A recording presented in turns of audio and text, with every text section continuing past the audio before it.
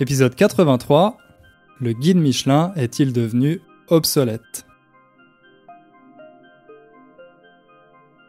Salut à toutes et à tous, je suis ravi de vous retrouver après ma désormais célèbre pause estivale, cette petite pause que je fais en été pour me reposer, recharger les batteries et revenir en septembre plus motivé que jamais. Donc voilà, on est en septembre et je reviens avec ce nouvel épisode. J'espère que vous aussi, vous avez pu vous reposer un peu, peut-être partir en vacances quelque part, visiter un nouveau pays, des choses intéressantes. C'est vrai qu'avec le contexte actuel, avec le Covid-19, c'était peut-être pas le meilleur moment pour voyager. Et vous savez aussi, après avoir écouté le dernier épisode, que moi j'avais quelques doutes par rapport à mes vacances, par rapport à ma décision de prendre l'avion pour aller en Italie. Mais voilà, finalement, la culpabilité ne l'a pas emporté, la culpabilité n'a pas gagné, et j'ai décidé d'aller en Italie comme je l'avais prévu. Normalement, je suis pas malade, en tout cas, j'ai pas de symptômes, et ma copine non plus, donc voilà, tout va bien. On a passé des super vacances en Italie, c'était la première fois qu'on y allait. C'est un peu bizarre parce que l'Italie, c'est un pays voisin de la France, mais moi, j'avais jamais vraiment eu l'opportunité d'y aller avant. Donc voilà, j'ai attendu d'avoir 31 ans pour aller en Italie la première fois. Mais je regrette pas ma décision parce que c'était vraiment des vacances géniales. On a visité Rome et puis la Toscane avec Florence, San Gimignano. Et voilà, j'ai vraiment adoré ces vacances en Italie. Pendant ces vacances, j'ai remarqué que maintenant, c'était impossible pour moi d'entrer dans un restaurant avant d'avoir regardé les avis sur Google Maps ou alors sur Happy Cow. J'ai déjà parlé de cette application, c'est une application qui recense les restaurants qui offrent des plats végétariens ou véganes. Bon, je ne suis pas sponsorisé par Happy Cow, mais je sais qu'il y a beaucoup de véganes et de végétariens qui écoutent ce podcast parce que vous m'envoyez souvent des emails. Donc voilà, si vous ne connaissez pas cette application, je vous la recommande chaudement. C'est vraiment parfait pour trouver des restaurants. Alors voilà, je me suis rendu compte que quand on marchait dans la rue et qu'on voyait un resto qui nous semblait appétissant, qui semblait proposer de bons plats, eh ben, systématiquement, j'avais ce réflexe de sortir mon téléphone de ma poche et de regarder les avis sur Google Maps avant d'entrer. Et je me suis dit que c'était une sorte de nouvelle habitude parce qu'il y a encore 5 ou 6 ans, c'était pas quelque chose qu'on faisait automatiquement. Avant, on regardait seulement à l'intérieur du restaurant pour voir s'il y avait déjà des clients, pour voir si leurs plats, si ce que les clients avaient dans leurs assiettes semblait appétissant. Ah oui, appétissant, ça veut dire que quelque chose a l'air bon. Et ça, on l'utilise plutôt pour la nourriture. On dit qu'un plat a l'air appétissant.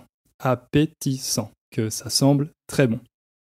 Donc voilà, avant, on se posait peut-être moins de questions avant d'entrer dans un restaurant, ou alors on demandait à nos amis des recommandations. C'était le bouche à oreille qui permettait à un restaurant de se faire connaître. Le bouche à oreille, c'est simplement les recommandations que les gens échangent. Je crois que j'ai déjà utilisé cette expression dans un ancien épisode. Bref, un restaurant pouvait se faire connaître grâce au bouche à oreille ou, en France, grâce à un petit guide très important, le guide Michelin, qu'on appelle aussi parfois le guide rouge, tout simplement parce que sa couverture est de couleur rouge. Le guide Michelin, vous en avez peut-être déjà entendu parler, je sais que maintenant il existe aussi dans d'autres pays, qu'il est disponible un peu partout dans le monde. Et vous connaissez sûrement le système des étoiles Michelin. Donc les bons restaurants obtiennent des étoiles. C'est une sorte de récompense, un peu comme pour les hôtels. Donc il y a les restaurants avec 1 étoile Michelin, 2 étoiles Michelin ou 3 étoiles Michelin. C'est le nombre d'étoiles maximum. J'ai un couple d'amis qui adorent se faire plaisir en allant parfois dans des restaurants étoilés, des restaurants recommandés par le guide Michelin. Mais moi, c'est pas vraiment mon truc. Pour moi, le guide Michelin, c'est un guide un peu poussiéreux. Alors, poussiéreux, c'est un adjectif formé sur le nom poussière. La poussière, ce sont ces petites particules qui se déposent par exemple sur les meubles chez vous. Quand vous ne faites pas le ménage pendant un certain temps, il y a des petites particules blanches qui se déposent sur les meubles. Donc ça, c'est la poussière. Et on peut dire qu'un meuble est poussiéreux, quand il y a beaucoup de poussière dessus. Par extension, on dit que quelque chose est poussiéreux pour dire que c'est un peu ancien, que c'est démodé. Donc c'est plutôt un adjectif négatif. Pour moi, le guide Michelin, c'était un peu quelque chose du passé, quelque chose de poussiéreux.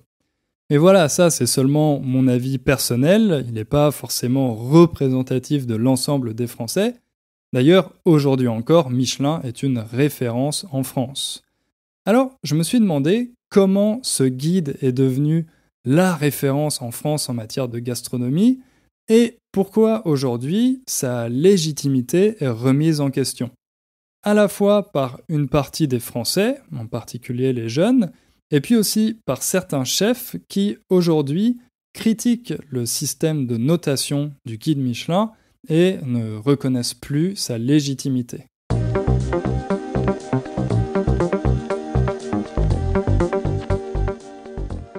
Pour commencer, on va s'intéresser à l'histoire du guide Michelin. Michelin, vous le savez sûrement, c'est une entreprise qui produit des pneus pour les vélos, pour les voitures, pour les camions, comme Bridgestone ou alors Goodyear. D'ailleurs, Michelin, c'est le deuxième fabricant mondial de pneus, et c'est une entreprise qui existe depuis un certain temps parce qu'elle a été créée à la fin du 19e siècle à Clermont-Ferrand par les frères André et Édouard Michelin. Vous connaissez sûrement le logo de cette entreprise, c'est un logo qui s'appelle Bibendum, donc c'est un bonhomme qui est fait à partir de pneus et qui est très célèbre dans le monde. Alors là, vous vous demandez peut-être pourquoi un fabricant de pneus a décidé de publier un guide gastronomique. C'est vrai que ça peut sembler un peu bizarre. Mais en fait, c'était une stratégie très intelligente de la part des frères Michelin. À la fin du 19e siècle, un des marchés les plus prometteurs pour les frères Michelin, c'était évidemment celui de l'automobile, celui des voitures. Le problème, c'est qu'à l'époque, il y avait encore peu de Français qui possédaient et utilisaient leur voiture régulièrement. Alors les frères Michelin ont eu l'idée de publier un guide avec des recommandations pour faciliter les voyages en voiture. Dans le premier guide Michelin, lancé en 1900, il y avait une liste d'hôtels et de restaurants dans toute la France, des adresses de garage pour faire réparer sa voiture et changer ses pneus, justement. Et il y avait aussi les horaires du lever et du coucher du soleil, parce qu'à cette époque, il n'était pas possible de conduire dans l'obscurité. Il n'y avait pas de phare sur les voitures, et l'éclairage public était limité. Donc voilà, avant de partir, il fallait savoir à quelle heure le soleil allait se coucher. Au départ, les frères Michelin ont décidé de distribuer ce guide gratuitement.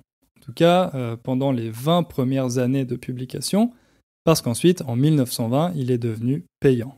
L'avantage de ce guide, par rapport aux autres qui étaient disponibles à cette époque, c'est qu'il était indépendant.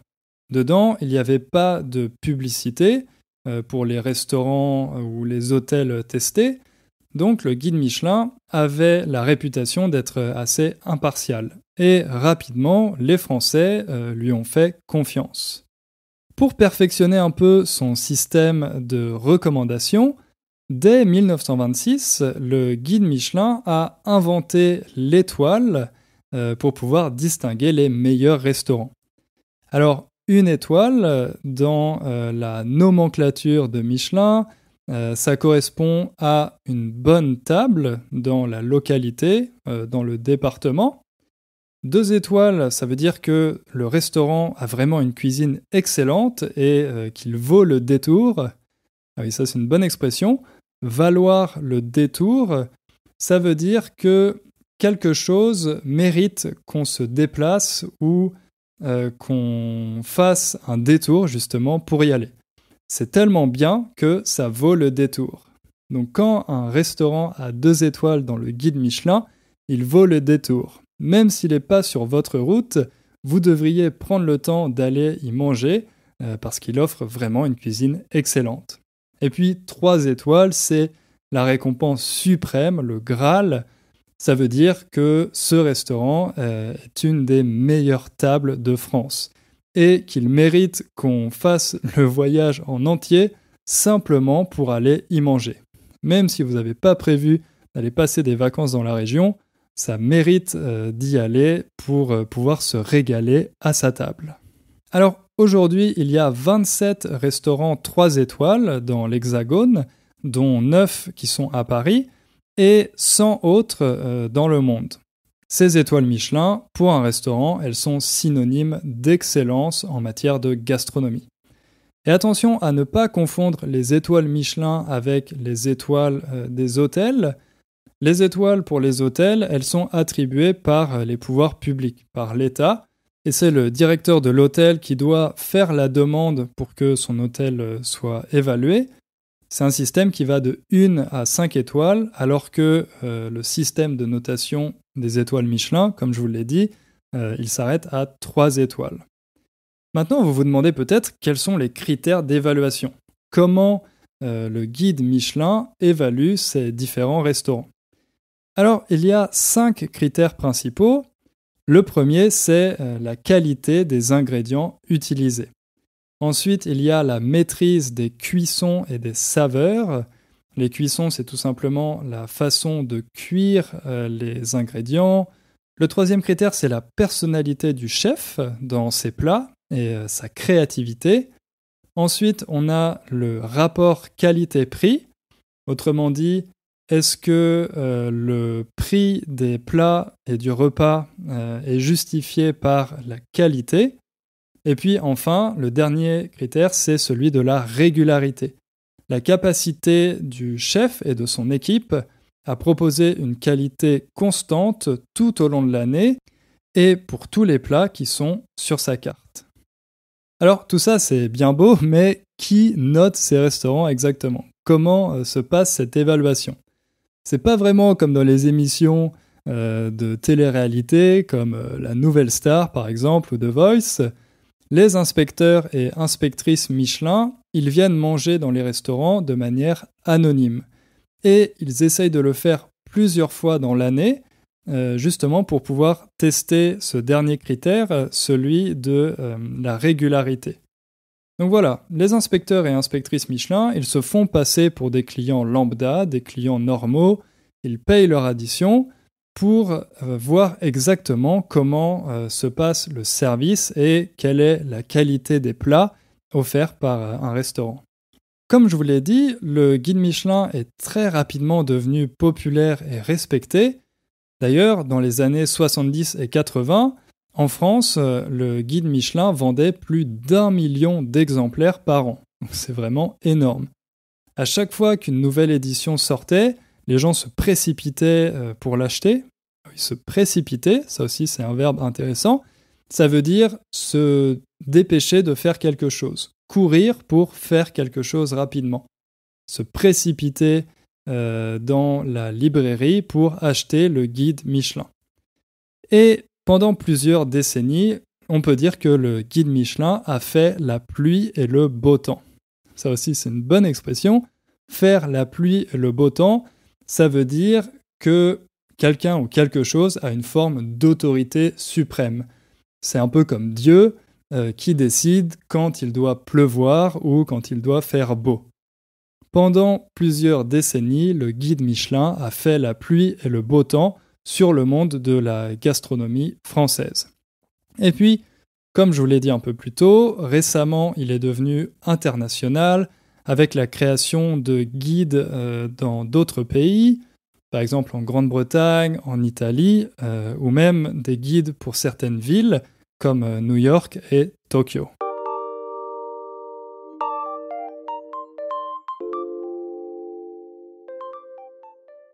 Oui, mais voilà, depuis le début des années 2000, la situation est devenue un peu plus compliquée pour le guide Michelin. Pour comprendre ça, il faut savoir que dans le guide, seuls 20% des restaurants sont étoilés. Tous les autres sont mentionnés, mais ils n'ont pas d'étoiles. Ces étoiles, elles sont attribuées pour seulement 1 an. Chaque année, les restaurants sont à nouveau évalués par les experts du guide Michelin pour savoir s'ils vont gagner une nouvelle étoile, en perdre une ou conserver les étoiles qu'ils ont. Et ça, c'est vraiment un enjeu stratégique pour ces restaurants.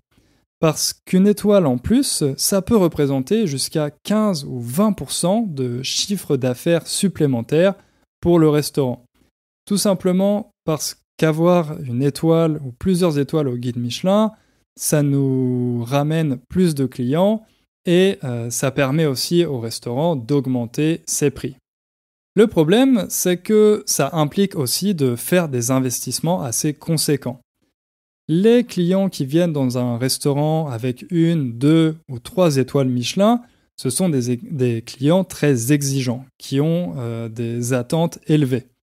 Ils recherchent une cuisine sophistiquée et un certain luxe dans le restaurant, donc le chef n'a pas le droit à l'erreur. Tout doit être parfait chaque jour, car les chefs ne savent jamais quand un inspecteur du guide Michelin va venir faire une visite, et si l'inspecteur vient un jour où l'équipe, la brigade comme on l'appelle, a raté un plat, eh ben ça peut faire perdre une étoile au restaurant. Et ça a vraiment des conséquences très négatives. Pour vous donner une idée des sommes que ces investissements représentent, j'ai lu dans un article qu'un restaurant avec 1 étoile au guide Michelin a en moyenne un capital de 400 000 euros et un restaurant avec 3 étoiles a un capital d'1,4 million d'euros. Donc voilà, c'est vraiment des sommes conséquentes et si un restaurant perd une étoile d'une année à l'autre, eh bien, il va perdre une partie de sa clientèle. Donc ça peut vraiment avoir des conséquences financières très graves. Surtout pour ces restaurants 3 étoiles, ces restaurants avec une clientèle exigeante et qui peut être aussi assez volatile, qui n'est pas toujours très fidèle. Dans les médias, il y a régulièrement des articles sur des restaurants dont les comptes sont passés dans le rouge, autrement dit, qui ont réalisé des déficits, des pertes, l'année où ils ont perdu une de leurs étoiles au guide Michelin. D'ailleurs, récemment, il y a eu une grande polémique avec un chef français très connu, très médiatique, qui s'appelle Marc Vera. On peut le reconnaître facilement parce qu'il porte toujours un chapeau savoyard, un chapeau de sa région, la Savoie. Alors, Marc Vera, il a attaqué en justice le guide Michelin l'année dernière, en 2019, quand il a perdu sa 3e étoile. En fait, les experts qui ont visité son restaurant lui ont reproché d'avoir utilisé du cheddar dans un plat, alors que ce plat devait contenir du reblochon et du Beaufort, 2 fromages de la région savoyarde. Pour Marc Vera, cette critique, ça a été une véritable insulte pour lui et pour tous ses cuisiniers, parce que c'est un chef qui est très fier des produits de sa région. Alors, l'accuser d'avoir remplacé du reblochon par du cheddar, pour lui, c'était à la fois un mensonge, mais aussi une insulte. D'ailleurs, il dit qu'il a fait une dépression de 6 mois après ça. Marc Vera accuse les inspecteurs du guide Michelin de ne pas avoir mis les pieds dans son restaurant, d'avoir menti sur leur évaluation, et c'est pour ça qu'il a attaqué le guide Michelin en justice. Mais il a perdu son procès. Et depuis, il demande au guide Michelin de ne plus apparaître, que son restaurant ne soit plus mentionné dans les pages du guide. Et il n'est pas le premier à faire ça, parce qu'un an plus tôt, en 2018, il y a un autre chef, le chef Sébastien Brasse, du restaurant Le Suquet, à La Guillole, dans l'Aveyron, qui avait demandé, lui aussi, à ne plus apparaître dans le guide et donc à perdre ses 3 étoiles. Le Suquet, c'est un restaurant très réputé en France, C'est le père de Sébastien Brasse qui l'a ouvert et qui a obtenu ces 3 étoiles. Et pendant 10 ans, Sébastien Brasse s'est battu lui aussi pour conserver ces étoiles. Mais à un moment, il a dit que pour lui, c'était trop de pression.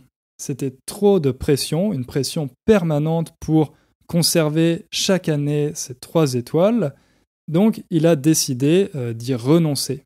Il a demandé au guide Michelin de ne plus apparaître dans ses pages. Et pour lui, c'est ce qu'il a appelé le prix de sa liberté. Le guide Michelin a respecté sa décision en 2018, mais en 2019, ils ont remis le restaurant de Sébastien Brasse dans le guide, contre sa volonté, avec seulement 2 étoiles. Une petite sanction ici pour le chef. Depuis, il y a d'autres chefs qui ont suivi le pas. Ça aussi, c'est une bonne expression. Suivre le pas. Le pas ici, c'est pas le pas de la négation, mais c'est le pas quand on marche. Vous savez, quand on marche, on fait des pas. C'est comme l'expression pas à pas, step by step. Suivre le pas, ça veut tout simplement dire suivre une tendance, imiter quelqu'un, faire la même chose. Donc voilà, d'autres chefs ont suivi le pas de Sébastien Brasse et de Marc Vera, et ils ont décidé, eux aussi, de renoncer à leurs étoiles Michelin. Et puis la dernière grande polémique en date qui montre cette opposition d'une partie des chefs face au guide Michelin, c'est quand le guide Michelin, cette année, a décidé de retirer une étoile au restaurant de Feu Paul Bocuse. Ah oui, quand une personne est décédée et qu'on la mentionne, on dit Feu avant. Donc voilà, Feu Paul Bocuse, ça veut dire Paul Bocuse, ce chef français, ce célèbre chef français qui est décédé. Il est mort il y a 2 ans. Et vous connaissez peut-être son nom parce que c'était un véritable monument de la gastronomie française. Alors cette année, le restaurant de Paul Bocuse a perdu sa 3e étoile après l'avoir eu pendant plus de 50 ans. À ce moment-là, il y a de nombreux chefs qui se sont offusqués de cette décision. Ils ont critiqué la volonté du guide Michelin de vouloir créer une polémique simplement pour relancer ses ventes. Mais la réaction du guide Michelin, ça a été de dire que le restaurant de Feu Paul Bocuse n'était tout simplement plus aussi bon qu'avant et qu'aujourd'hui, personne ne peut se reposer sur ses lauriers. Même si ce restaurant a été excellent pendant 50 ans, pendant la vie de Paul Bocuse, aujourd'hui, d'après le guide Michelin, la qualité n'est plus aussi élevée et donc logiquement, ils lui ont retiré une étoile. Bref, aujourd'hui, le guide Michelin doit faire face au mécontentement, à la colère d'une partie des chefs et à des polémiques médiatiques qui se multiplient. Mais il a un autre problème encore plus grave, c'est celui de l'audience.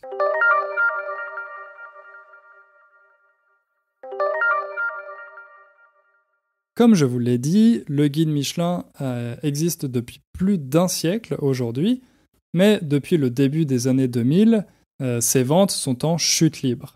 Ah oui, être en chute libre, c'est comme si vous sautez d'un avion sans avoir de parachute, on peut dire que vous êtes en chute libre. Vous tombez et il n'y a rien pour vous retenir, pour vous arrêter.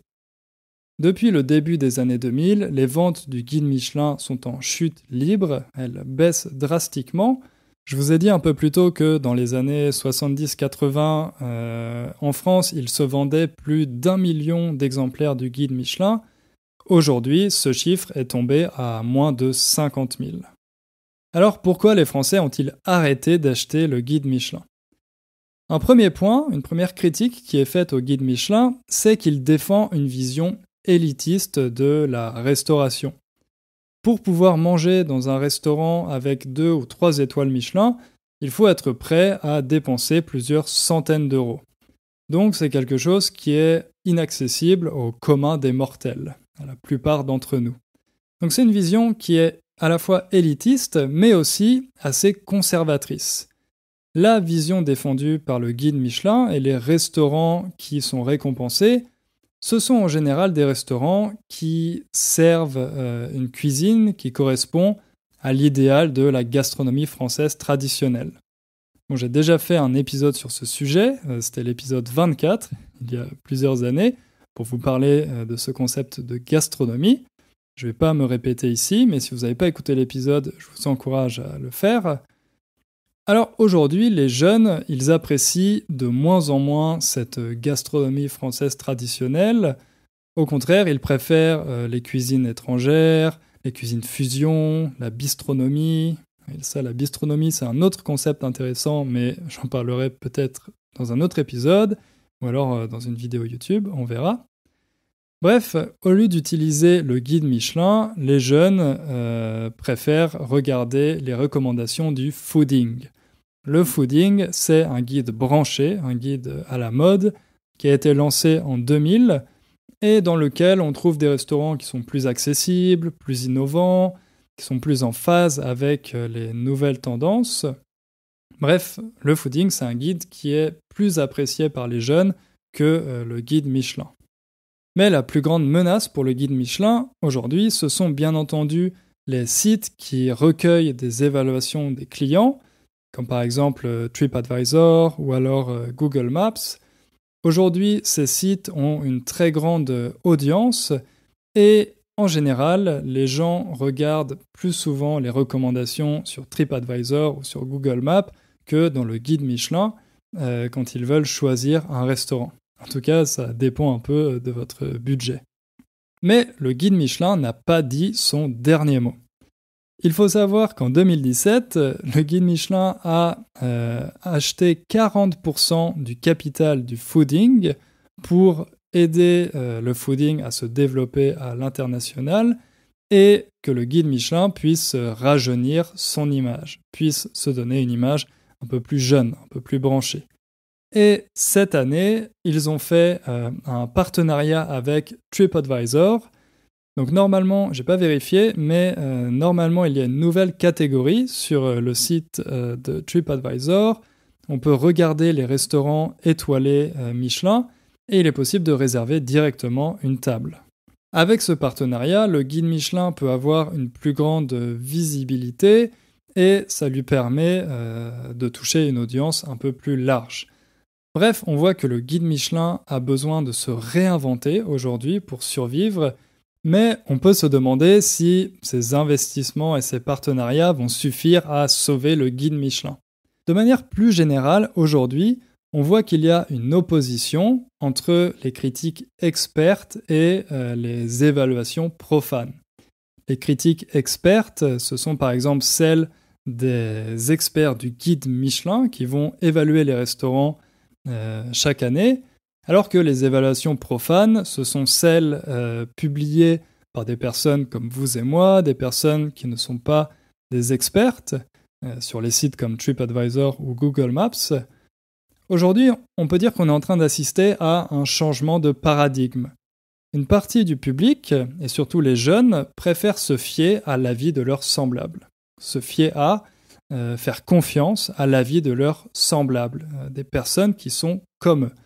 Ça, c'est une tendance qui est très visible sur YouTube. Les YouTubeurs, en général, ce ne sont pas des experts, ce sont des gens comme vous et moi, mais à force de faire des vidéos, de dialoguer avec leur audience, ils gagnent une certaine légitimité et les spectateurs leur font confiance. Alors que d'un autre côté, il y a une remise en question de la légitimité des experts.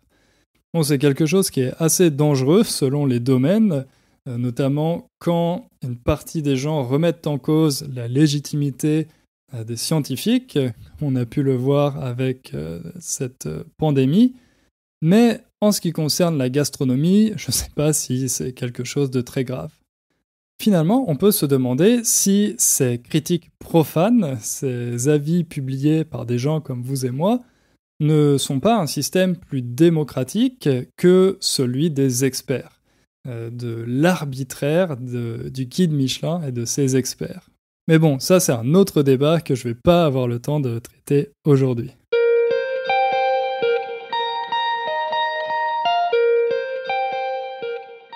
Voilà, on va s'arrêter là pour aujourd'hui. J'espère que cet épisode vous a plu. Comme d'habitude, je vous invite à partager vos impressions dans les commentaires.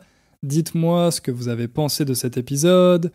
Si vous avez déjà eu la chance de manger dans un restaurant étoilé, dites-moi ce que vous en avez pensé. Parlez-moi de cette expérience, ça m'intéresse. Et pour finir, je voulais vous dire que je vais rouvrir les inscriptions pour mon cours avancé, Raconte ton histoire.